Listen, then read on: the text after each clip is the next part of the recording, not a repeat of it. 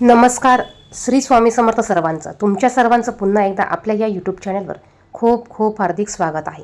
बघा, आज कमला एकादशी आहे. ही एकादशी अतिशय महत्त्वाची आणि पवित्र मानली गेली आहे. अधिक मास हा पुरुषोत्तम मास म्हणून ओळखला जातो. या दिवशी भगवान श्रीहरी विष्णू यांची पूजा केली जाते आणि एकादशी देखील भगवान श्रीहरी विष्णू यांना समर्पित आहे. आणि हा अधिक मास अतिशय पवित्र महिना आहे, जो 3 वर्षातून एकदा येत असतो. आणि हा ज्येष्ठ अधिक मासात आलेली ही कमला एकादशी, ही एकादशी देखील वर्षातून एकदाच येत असते. त्यामुळे या एकादशीला दुर्मिळ योग तयार होत आहे आणि ह्या योगाचं अवचित्त साधूनच आपल्याला संध्याकाळी कापूरसोबत ह्या 3 वस्तू या आपल्याला घरात प्रज्वलित करायच्या आहे. घरामध्ये याचा धूर करायचा आहे, या जाळायच्या आहेत. आता ह्या कशा जाळायच्या, जाळण्याची योग्य पद्धत कोणती, कोणत्या वेळेत हा उपाय करायचा आणि हा उपाय कसा करायचा, याविषयीची संपूर्ण माहिती आपण पाहणार आहोतच. त्यापूर्वी तुम्ही जर का चॅनेलला अजूनही सबस्क्राईब केलेलं नसेल तर चॅनेलला सबस्क्राईब करा, बाजूच्या बेल आयकॉनला प्रेस करा, म्हणजे जेव्हा पण मी माझे व्हिडिओ टाकेल त्याचं नोटिफिकेशन सर्वात अगोदर तुम्हाला मिळेल. त्याचप्रमाणे कमेंट बॉक्समध्ये ओम नमो भगवते वासुदेवाय नमः नक्की लिहा. श्री स्वामी समर्थ देखील नक्की लिहा.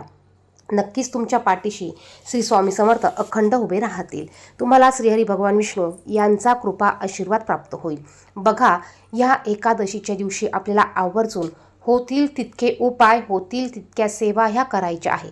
हा संपूर्ण महिना भगवान श्रीहरी विष्णू यांच्या सेवेला महत्त्वाचा जरी असला तरी आजच्या दिवशी आपल्याला अधिकाधिक शक्य होईल तेवढी सेवा करायची आहे आणि अधिकाधिक आपल्याला पुण्य प्राप्त करून घ्यायचं आहे. आता एकादशीच्या दिवशी दान धर्म करण्याला देखील महत्त्व आहे. या अधिक महिन्यात दीपदानाला देखील महत्त्व आहे. तुम्हाला शक्य होईल तेवढं दीपदान तुम्ही करायचं आहे. मग तुम्ही तुमच्या देवघरासमोर करा, तुळशीसमोर करा, देवाच्या मंदिरात करा, महादेवाच्या मंदिरात करा, देवीच्या मंदिरात करा, नदीवर करा, अंगणात करा. तुम्हाला जसं शक्य होईल तसं दीपदान तुम्हाला करायचं आहे. त्याचप्रमाणे गरजूंना तुम्ही अन्नदान, वस्त्रदान करू शकतात. एखाद्या लहान मुलांना जे गरीब असतील किंवा अनाथ आश्रम असतील अशा ठिकाणी तुम्ही त्यांना लागणाऱ्या गरजेच्या वस्तू तुम्ही दान करू शकतात. आता या अधिक महिन्यात भगवान श्रीहरी विष्णू यांची आपल्याला पूजा ही अवश्य करायची आहे. त्यांची पंचोपचारे पूजा करून त्यांना दिवसभरात तुम्हाला विष्णू सहस्रनाम हे स्तोत्र म्हणायचं आहे आणि त्यांची 1000 विष्णू सहस्रनामावली म्हणत तुम्हाला तुळशीपत्र हे त्यांना अर्पण करायचे आहे. बघा, एकादशीच्या दिवशी तुळशीपत्र तोडले जात नाही. तुम्ही जर का आदल्या दिवशी तुळस तोडून ठेवलेली नसेल तर तुम्ही ती विकत आणू शकतात आणि मग तुम्ही ती तुमच्या उपायासाठी, सेवेसाठी ती वापरू शकतात. पण आज न विसरता भगवान श्रीहरी विष्णू यांना किंवा त्यांचं रूप जे असेल, बाळकृष्ण असेल, श्रीकृष्ण असेल, श्रीराम असेल, त्यांना तुळशीपत्र आवर्जून अर्पण करायचं आहे. अतिशय म्हणजे अतिशय प्रभावी हा साधा सोपा उपाय आहे. तुमची इच्छा व्यक्त करा आणि हे अर्पण करा. त्याचप्रमाणे तुम्ही पुरुष सुक्तम पठण करू शकतात. 1 वेळा 16 वेळा पठण करू शकतात. विष्णू सहस्रनाम स्तोत्राचं आवर्जून पठण करा. माता लक्ष्मीसमोर एक शुद्ध गाईच्या तुपाचा दिवा आवर्जून लावा. त्यात चिमूटभर हळद, एखादी लवंग, एखादी कापराची वडी आवर्जून टाकायची आहे. बघा, आजचा दिवस हा इतका महत्त्वाचा आहे, इतका महत्त्वाचा आहे ना, की ह्या दिवसात तुम्ही जे पण काही उपाय कराल यामुळे तुमच्या आर्थिक अडचणी कमी होतील, धनाच्या समस्या कमी होणार आहे. तुमच्या जीवनात तुमच्याकडनं काही चुका झाल्या असतील त्या चुकांचं देखील शमन होणार आहे. त्याचप्रमाणे काही प्रश्न तुमचे सुटत नसतील, काही इच्छा पूर्ण होत नसतील, त्या इच्छापूर्तीसाठी देखील तुम्ही हा उपाय करू शकतात.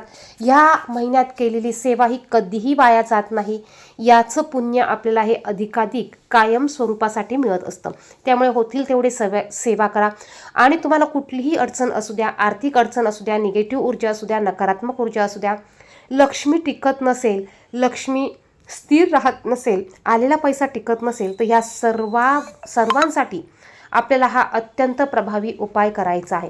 आणि हा उपाय एखाद्या विशिष्ट तिथीला केला तर याचं फळ आपल्याला हे अधिक पटीने मिळत असतं.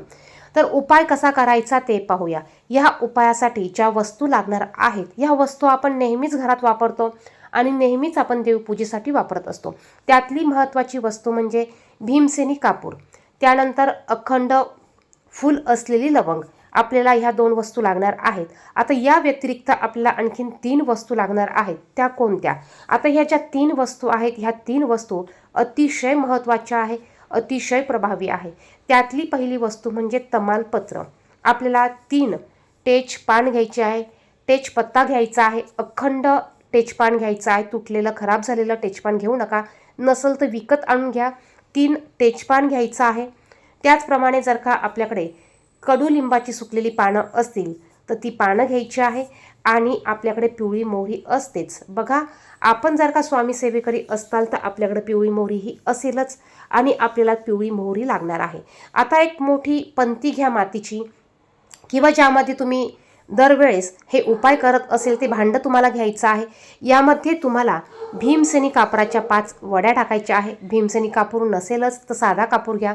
2 अखंड फूल असलेल्या लवंगा टाका, थोडेसे कडुलिंबाचे पानं टाका, 3 तेजपान ठेवायचे आहेत आणि पिवळी मोहरी घ्यायची आहे. आता ही पिवळी मोहरी आपल्याला अशीच टाकायची नाही, तर ही पिवळी मोहरी आपल्या हातात घ्यायची आहे आणि ही घेतलेली मोहरी आपल्या घरात जेवढे सदस्य असतील, लोक असतील, लहानांपासून मोठ्यांपर्यंत, मग आजारी असू द्या किंवा इतर काही असू द्या, तर आपल्याला या सर्वांवरून ही मोहरी 7 वेळा उतरवून घ्यायची आहे.